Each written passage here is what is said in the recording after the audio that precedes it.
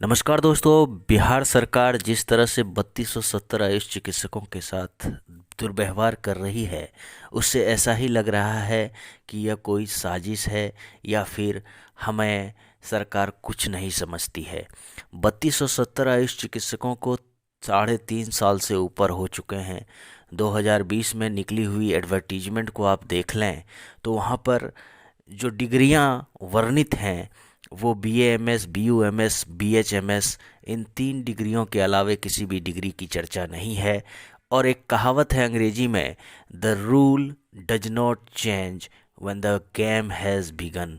और आप देखिए कि आपने काउंसलिंग करा लिया और फिर से आपने दावा आपत्ति लेकर के जिस तरह से माहौल बनाया गया और जो खुशनुमा माहौल आयुष चिकित्सकों के बीच में था कि अब रिजल्ट आने को है, तो आप संयुक्त सचिव महोदया ने एक पत्र निकालकर इस वैकेंसी को लटका दिया। आप न्यूज़पेपर में भी देख सकते हैं। ये खबर जो आई है ये बहुत ही बुरी खबर है। और जिस तरह से बिहार सरकार 3270 आयुष चिकित्सकों को लेकर एक घिनौना खेल खेल रही है, यह बेहद ही निंदनीय है। 3270 आयुष चिकित्सकों की बहाली को लटकाना ये दिखाता है कि बिहार सरकार आयुष चिकित्सकों को कितनी तरजीह देती है। जी हाँ दोस्तों, आप अगर अनुमान लगाएंगे तो लगभग 9600 से अधिक कैंडिडेट्स काउंसलिंग में शामिल हुए थे, तीनों पैथियों को मिला दिया जाए तो, जिसमें कि 6 तरह की वैकेंसियां थी। और कुल मिलाकर आप देखेंगे तो जितना लंबा इस वैकेंसी को खींचा गया, इसमें कहीं ना कहीं स्वास्थ्य विभाग का लचर जो व्यवस्था है वो भी दर्शाता है। और यह दर्शाता है कि यह जो स्वास्थ्य विभाग बिहार की है यह कितनी लापरवाह है और जनता से इनका कोई मतलब नहीं है। आप समझ सकते हैं कि आप अगर चिकित्सक को इतना प्रताड़ित करेंगे तो आप जनता के लिए क्या सोचते हैं, ये आम जनता भी इसकी गणना कर सकती है। और आप कुल मिलाकर देखेंगे तो जिस तरह से आयुष चिकित्सकों के साथ लगातार बातें होती रही हैं, कई बार लोगों से मिलने नहीं दिया जाता है, अधिकारियों से मिलने नहीं दिया जाता है। हमारे जितने भी संघ के लोग हैं, हमारे जो सीनियर चिकित्सक हैं, वो बार बार अपनी बातें रखते हैं और उसकी अवहेलना कर दी जाती है, उनका तिरस्कार होता रहा है, उनकी किसी भी बातों की, उनकी किसी भी मांगों को सुनी नहीं जाती है। ये किस संविधान का आप बात करते हैं? और दिन भर ये लोग, जितने भी नेता लोग हैं, ये लोग संविधान संविधान करके इस देश को तो गर्थ ही कर दिया। और हर एक विभाग में जो इस तरह के लोग हैं जो संविधान की हर वक्त दुहाई देते हैं, उसने इस देश को बर्बाद करने की ठान ली है।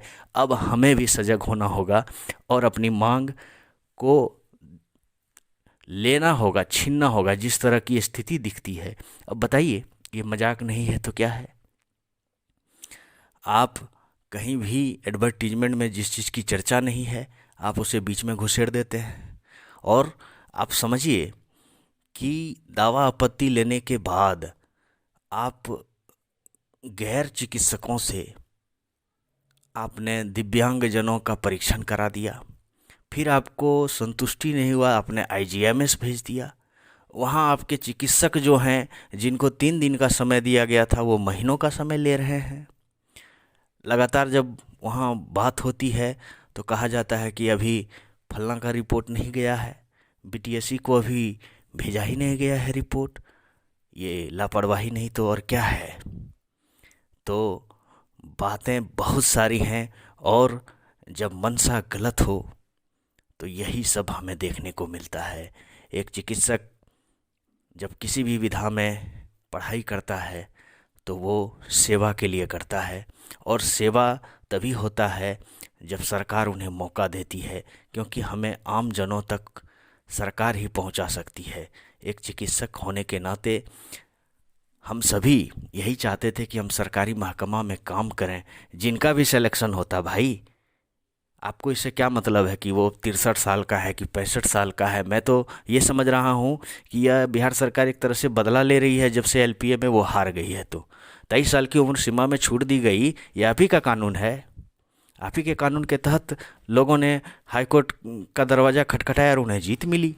तो कुल मिलाकर देखा जाए तो बहुत ही घिनौनी खेल खेली जा रही है और इसमें आयुष चिकित्सक पीछे जा रहे हैं। और हमारे पास कहिए कि वैसी ताकत नहीं है, वैसा कोई संघ नहीं है जो हमारी बातों को रखे और हमें न्याय दिलाए। लेकिन देखिए, हमारे सीनियर चिकित्सक जन, कुछ संघ के लोग जो हमारे मेन स्ट्रीम और आरबीएसके में कार्यरत चिकित्सक हैं, वो लगातार प्रयासरत हैं।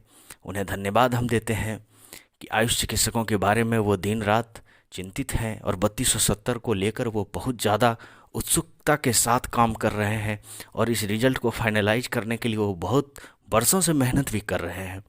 उन्हें धन्यवाद है। लेकिन जिस तरह से सरकार तिरस्कृत करती रही है हमारी मांगों को, उसे देखते हुए ऐसा लगता है कि 18 तारीख का जो आह्वान है वो सफल हो और यह रिजल्ट किसी भी तरह से निकले। इन्हीं आशाओं के साथ अब देखिए कि 18 तारीख को सरकार किस तरह से रिएक्ट करती है और क्या कहती है। धन्यवाद।